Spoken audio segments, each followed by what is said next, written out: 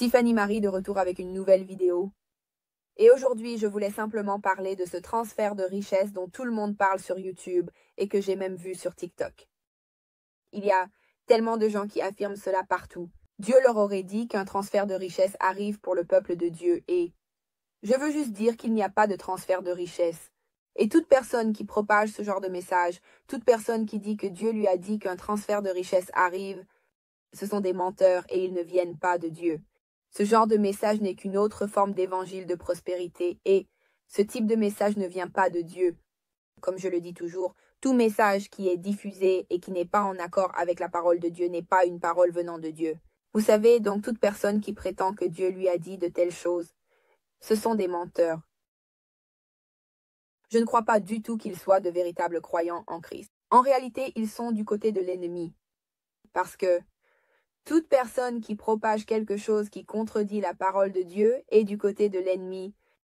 Je veux dire que les vrais croyants en Christ comprennent qu'il n'est pas nécessaire de rechercher un gain monétaire. Il n'est pas nécessaire de chercher ou de convoiter un transfert de richesse. Parce que notre Père céleste est riche et il pourvoit à tous nos besoins. Quand on est un véritable croyant en Christ, on ne manque de rien parce que notre Dieu est la source de toutes choses et il veillera à ce que tous nos besoins soient comblés. Nous, en tant que croyants, sommes censés chercher d'abord le royaume de Dieu et tout le reste nous sera donné en plus. Il n'est pas nécessaire pour nous de chercher un transfert. Alors ma question serait, de quoi aurions-nous vraiment besoin d'un transfert de richesse? Pourquoi chercherions-nous les richesses de ce monde alors que notre Père céleste pourvoit déjà à tous nos besoins? Je veux simplement que vous compreniez que le Seigneur ne se préoccupe pas de nous voir accumuler les richesses de ce monde. Le Seigneur ne se préoccupe pas de nous voir acquérir la richesse de ce monde. Le Seigneur veut que nous soyons concentrés sur la richesse spirituelle. Il veut que nous soyons riches en esprit, riches en amour, riches en foi. Les richesses de ce monde sont éphémères. Nous ne pouvons rien emporter de ce monde avec nous. Alors pourquoi devrions-nous nous préoccuper de rechercher les richesses de ce monde, la richesse de ce monde? Nous devons croire, les croyants sont censés se concentrer sur les choses d'en haut, pas sur les choses de ce monde.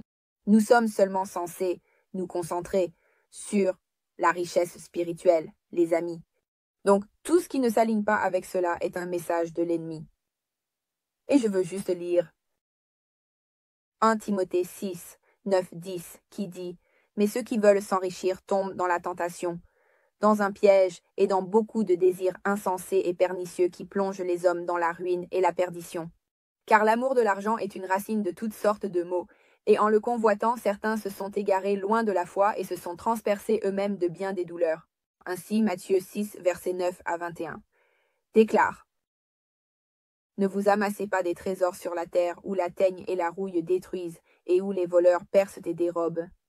Mais amassez-vous des trésors dans le ciel, où ni la teigne ni la rouille ne détruisent, et où les voleurs ne percent ni ne dérobent. Car là où est ton trésor, là aussi sera ton cœur. Puis Matthieu 6, 24 dit aussi, « Nul ne peut servir deux maîtres, car ou bien il haïra l'un et aimera l'autre, ou bien il s'attachera à l'un et méprisera l'autre.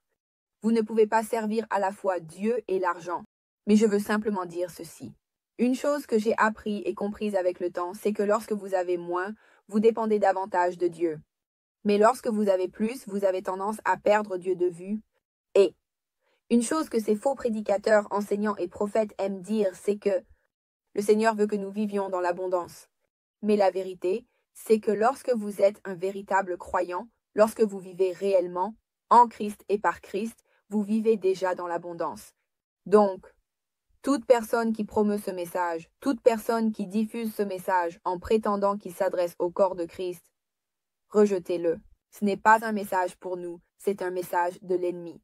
C'est un message pour ceux qui ont des démangeaisons aux oreilles et des gens qui ont des démangeaisons. Les oreilles ne sont pas de vrais croyants en Christ. Les vrais croyants en Christ veulent entendre la parole de Dieu et ils ne veulent entendre que des messages qui sont en accord avec la parole de Dieu. Mais c'est tout ce dont je voulais parler aujourd'hui. J'espère que vous avez appris